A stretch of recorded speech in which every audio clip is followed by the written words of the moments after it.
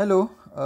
नमस्कार. तुम्हा सर्वांचं स्वागत आहे लर्न नेक्स्ट नर्सिंग ह्या यूट्यूब चॅनलवर. मित्रांनो, DMERमध्ये बरेच वॅकन्सी आलेल्या आहे बऱ्याच पदांसाठी. 1107 वॅकन्सी तुम्ही बघितलं असेल. ओके.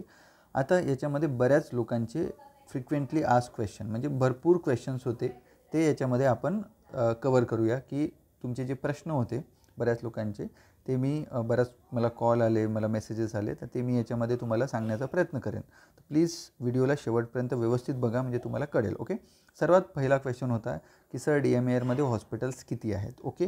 तर DMERचा हा वेबसाईट ओपन झाल्यानंतर संस्थावर क्लिक करायचं. ओके. संस्थावर क्लिक केलं की त्यामध्ये तुम्हाला याच्यामध्ये बघू शकता काय याच्यामध्ये वैद्यकीय महाविद्यालय तुम्हाला कळेल, शासकीय दंतविद्यालय, आयुर्वेदिक, होमिओ, युनानी आणि शासकीय परिचर्या म्हणजे हे नर्सिंग कॉलेजेस तुम्हाला इथे कळेल.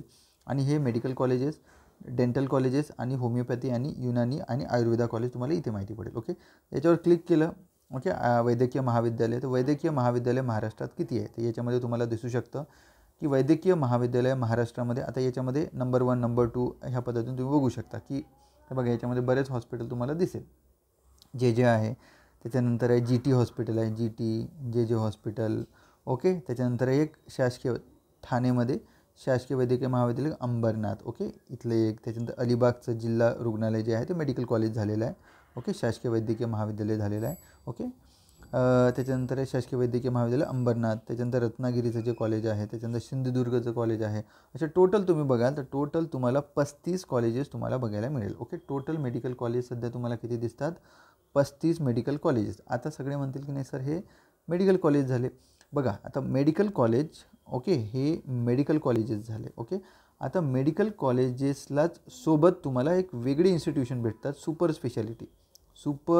स्पेशालिटी म्हणजे PG झाल्यानंतर जे MCH करतात. ओके. MCH करणारे किंवा DM करणारे जे लोक असतात म्हणजे पोस्ट ग्रॅज्युएशन MBBS झाल्यानंतर PG कॉलेज. ओके. हे एक 5 वर्ष, हे 3 वर्ष आणि त्याच्यानंतर MCH किंवा DM 3 वर्षाचा. ओके. तर हे कॉलेजेससुद्धा महाराष्ट्रामध्ये बऱ्याच मेडिकल कॉलेजला लागलेलं आहे. जसं नागपूरला आहे, JJला आहे, त्याच्यानंतर यवतमाळ आहे, लातूर आहे, औरंगाबाद आहे. बऱ्याच ठिकाणी हे मेडिकल कॉलेज तुम्हाला बघायला मिळते. हे 35 मेडिकल कॉलेज आणि त्याच्यानंतर super speciality. Okay. Exam pass out झाल्यानंतर जे तुमच्या वॅकन्सी निघालेल्या 1107 त्या एक्झाम पास झाल्यानंतर तुम्हाला प्रिफरन्सेस भरावे लागतील. म्हणजे कुठल्या इन्स्टिट्यूशनमध्ये किती वॅकन्सी असं दाखवण्यात येईल. ओके. त्यानुसार तुमच्या जवळच्या आणि तुमच्या रँकनुसार, तुमच्या मार्क्सनुसार, तुमच्या मेरिट लिस्टनुसार, मेरिट रँकनुसार तुम्हाला तुमच्या जवळचं जे इन्स्टिट्यूट आहे ते तुम्हाला मिळू शकते. ओके. ठीक आहे. हे झालं मेडिकल कॉलेज. त्यानंतर तुम्हाला जे आयुषमध्ये जे मेडिकल कॉलेजेस आहे, बरेच आता आयुषमध्ये मेडिकल कॉलेज आहे, तर आयुषमध्ये हे डेंटल कॉलेजेस आहे. हे सुद्धा डेंटल कॉलेज DMERच्या अंडरमध्ये येतात. तर डेंटल कॉलेज किती आहेत सध्या मुंबईमध्ये आहे, जळगावमध्ये आहे, संभाजीनगर मध्ये आहे आणि त्याच्यानंतर आहे नागपूरमध्ये. ओके. असे टोटल 4 डेंटल कॉलेजेस आहेत. ओके. इथे सुद्धा वॅकन्सी असते. ओके. त्यानंतर जर तुम्ही आयुर्वेदा, होमिओपॅथी कॉलेजेस बघायला गेला तर याच्यामध्ये एवढे कॉलेजेस आहेत. ओके. तर याच्यामध्ये जे आयुर्वेदा आणि हे आयुषमध्ये येतं. ओके. वरळीचं आहे, बारामतीचं आहे, जळगाव, नांदेड, धाराशिव आणि नागपूर. ओके. असे टोटल तुम्हाला 7 BAMS आणि BHMS कॉलेजेस बघायला मिळतील. ठीक आहे. याची ऑनलाईन लिंक सुरू झालेली आहे. जसं तुम्ही याच्यावर ऑनलाईन लिंक ओपन केली की याच्यामध्ये इथे तुम्हाला ॲडव्हर्टाईज मिळेल. ओके. ही ॲडव्हर्टाईजमेंट इथे आहे आणि ग्रुप लिव्हर हे तुम्हाला समजणं खूप गरजेचं आहे. ओके. हे ग्रुप लिव्हर टाईम म्हणजे काय याच्यासाठी तुम्ही याच्यावर बघायचं क्लिक करून. That is very important. तुम्हाला पेपरचं स्केलेटन कळायला पाहिजे. ओके. स्केलेटन म्हणजे पेपर कसा असेल. पेपर तुम्हाला सांगितलं ABCDE 5 सेक्शनमध्ये डिवाईड होणार आहे. 100 MCQ येणार आहे तुमची आणि तुम्हाला 90 मिनिटमध्ये सॉल्व करायचे आहे. ओके. 100 MCQ 90 मिनिटामध्ये सॉल्व करायचे. That is very important. Okay. आता याच्यामध्ये 20 MCQ आणि 18 मिनटं एक सेक्शन. याच्यात 20 MCQ 18 मिनटं, याच्यात 20 MCQ, याच्यात 18 मिनटं, याच्यात 20 MCQ आणि 18 मिनटं, याच्यात 20 MCQ 18 मिनटं असे तुम्हाला सेक्शन होईल.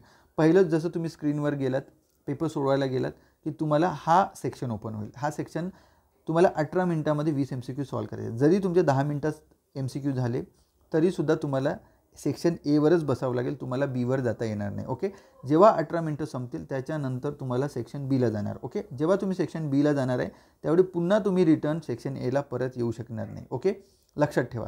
म्हणजे 1, 2, 3, 4, 5 अशा पद्धतीने जायचं आहे आणि शेवटी व्हेरी इम्पॉर्टंट जे तुम्ही टिक कराल तेच MCQ तुमचे ग्राह्य धरले जाणार. ओके, ॲट द एंड 90 मिनटं झाले की आपोआप तुमचा पेपर सबमिट होणार. Okay, that is very important. Okay, paper solve तुम्ही याच्यावरून करू शकता. ओके, सॉरी, तुम्ही तुमचा जो ऑनलाईन फॉर्म आहे तुम्ही याच्यावरून रजिस्टर करून तुम्ही हा आपला फॉर्म सुरू करू शकता. ओके, आपण ॲडव्हर्टाइजमेंट बघून घेऊ, कारण बऱ्याच विद्यार्थ्यांना ॲडव्हर्टाइजमेंटविषयी थोडेसे डाऊट्स आहे. आता हे बघू शकता ही ॲडव्हर्टाइजमेंट 18ला आली. ऑनलाईन फॉर्म 19 पासून सुरू झालेले आहे. 9 जुलै शेवटची आहे. That is very important. आणि याच्यामध्ये पदं तुम्हाला माहिती आहे, पदं बघितलं आहे तुम्ही. ओके, तुमचे जे आहे, आता बऱ्याच विद्यार्थ्यांचं म्हणणं आहे की सर आता आम्हाला एक्सपिरियन्स याच्यामध्ये विचारलेला बऱ्याच ठिकाणी, जसं आता हा प्रयोगशाळा तंत्रज्ञ आणि असिस्टंटला एकच आहे. ओके, आता हा बघून घेऊ. याच्यात त्यांनी काय म्हटलेलं आहे, BPMT पाहिजे किंवा BSc lab tech. Okay, paramedical tech, BPMT किंवा BSc सायन्स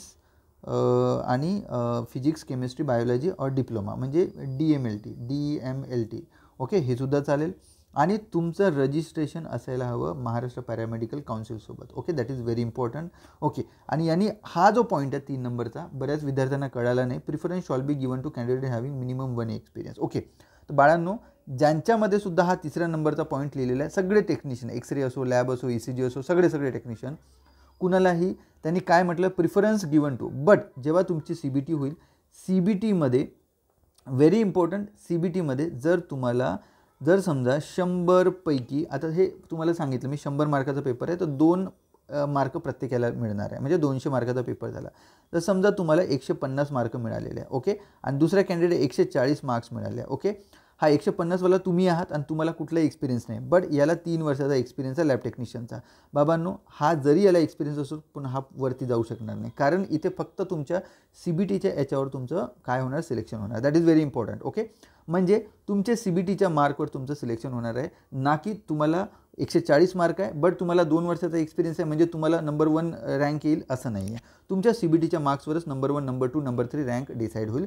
तर जरुरी नाही आहे, प्रिफरन्स असं लिहिलेलं आहे, बट तुम्हाला कुठलंही एक्सपिरियन्सची गरज नाही आहे. तुम्ही लॅब असिस्टंट असो, लॅब टेक्निशियन असो की रेडिओग्राफर असा, okay, what ever it may be. Okay, लक्षात ठेवा, मिनिमम 1 इयर एक्सपिरियन्सचा काहीही गरज नाही तुम्हाला, फक्त तुम्हाला रजिस्ट्रेशन पाहिजे. ओके, आणि हे सुद्धा रजिस्ट्रेशन तुम्हाला ज्यांच्या समोर हे लिहिलेलं आहे की रजिस्ट्रेशन पाहिजे, हे तुम्हाला at the time of verification तुम्हाला दाखवायचं. तुमचं व्हेरिफिकेशन होईल, DV होईल, DVच्या वेळी तुम्हाला तुम्हाला काय दाखवायचं आहे, रजिस्ट्रेशन दाखवायचं आहे. आता नाही, भरताना कुठलेही रजिस्ट्रेशन सर्टिफिकेट तुम्हाला अपलोड करायचं नाही आहे. That is very important. Okay, ठीक आहे. सोबतच टेक्निशियनला अप्लाय करणार आहे. टेक्निशियनसाठी त्यांनी म्हटलेलं आहे की बाबा इथे डिप्लोमा नाही चालणार. ओके, डिप्लोमा नाही चालणार किंवा BSc नाही चालणार. ओके, असिस्टंटसाठी चालेल, बट टेक्निशियनसाठी BPMTचाच कोर्स चांगला. ओके, BPMTच लागेल. ओके, काय BPMTच लागेल टेक्निशियनसाठी. Okay, that is very important. हा एक आता याच्यामध्ये पण लिहिलेला आहे एक पॉईंट, आता तुम्हाला दाखवून देतो मी. ओके, की हे बघा, टिपमध्ये व्हेरी इम्पॉर्टंट टिप लिहिलेला आहे याच्यामध्ये.